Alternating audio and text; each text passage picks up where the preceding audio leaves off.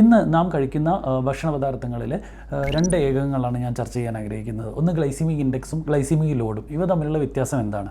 അപ്പോൾ നമ്മൾ പറയുമ്പോൾ സാധാരണയായി diabetic patients low glycemic index ഉള്ള ഗ്ലൈസിമിക് ലോഡ് നിയന്ത്രിച്ചുകൊണ്ടുള്ള ഭക്ഷണ പദാർത്ഥങ്ങളാണ് കഴിക്കേണ്ടത്. അതായത് ഗ്ലൈസിമിക് ഇൻഡെക്സ് എന്ന് പറഞ്ഞു കഴിഞ്ഞാൽ ഒരു ഭക്ഷണ പദാർത്ഥത്തിന് ഷുഗർ എത്രത്തോളം ഉയർത്താൻ കഴിയുമെന്നുള്ള കഴിവാണ്. അപ്പോൾ പലപ്പോഴും നമുക്കറിയാം സിമ്പിൾ കാർബോഹൈഡ്രേറ്റ്സ് അടങ്ങിയ ഭക്ഷണം, അതായത് പുട്ട്, പിന്നെ ഫ്രൂട്ട് ജ്യൂസുകൾ, ഇവയ്ക്കൊക്കെ പെട്ടെന്ന് ഷുഗർ സ്പൈക്ക് ചെയ്യാനായിട്ട് സാധിക്കും.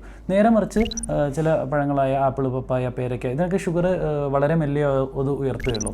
അപ്പം ഹൈ ഗ്ലൈസിമിക് ഇൻഡെക്സ് ഉള്ള ഫുഡ് നമ്മൾ കഴിക്കുമ്പോഴുള്ള പ്രയാസം എന്താണെന്ന് വെച്ച് കഴിഞ്ഞാൽ ഡയബറ്റിക്കായ പേഷ്യൻസിൽ പെട്ടെന്ന് ഷുഗർ കൂടുകയോ അതോടൊപ്പം ഇൻസുലിൻ കൂടുതലായിട്ട് വന്ന് ഇൻസുലിൻ റെസിസ്റ്റൻസ് അഗ്രവേറ്റ് ചെയ്യാനുള്ള ഒരു ചാൻസ് ഉണ്ട്. അപ്പം അത് കുറയ്ക്കണം.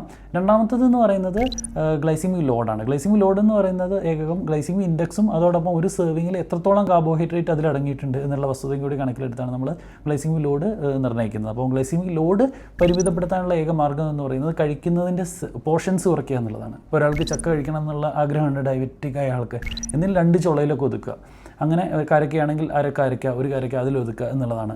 അപ്പം ചില ഭക്ഷണ പദാർത്ഥങ്ങളിൽ നല്ല ഗ്ലൈസിമിക് ഇൻഡെക്സും ഉണ്ട്, ഗ്ലൈസിമിക് ലോഡ് എന്നാൽ കുറവാണ്. അതിന് ഏറ്റവും പ്രധാനപ്പെട്ട ഉദാഹരണമാണ് തണ്ണിമത്തങ്ങ എന്ന് പറയുന്ന വാട്ടർമെലോൺ. അപ്പോൾ അതിൽ ഗ്ലൈസിമിക് ഇൻഡെക്സ് കൂടുതലാണ്, എന്നാൽ ഗ്ലൈസിമിക് ലോഡ് കുറവാണ്. അപ്പോൾ അതിൻ്റെ അളവ് നിയന്ത്രിച്ചുകൊണ്ട്, പോർഷൻ സൈസൊക്കെ നിയന്ത്രിച്ചുകൊണ്ട് നമുക്ക് ഷുഗർ കൺട്രോളിൽ കൊണ്ടുവരാനായി സാധിക്കും ഇത്തരം ഭക്ഷണം കൺസ്യൂം ചെയ്യുമ്പോൾ. Stay healthy. Follow for more.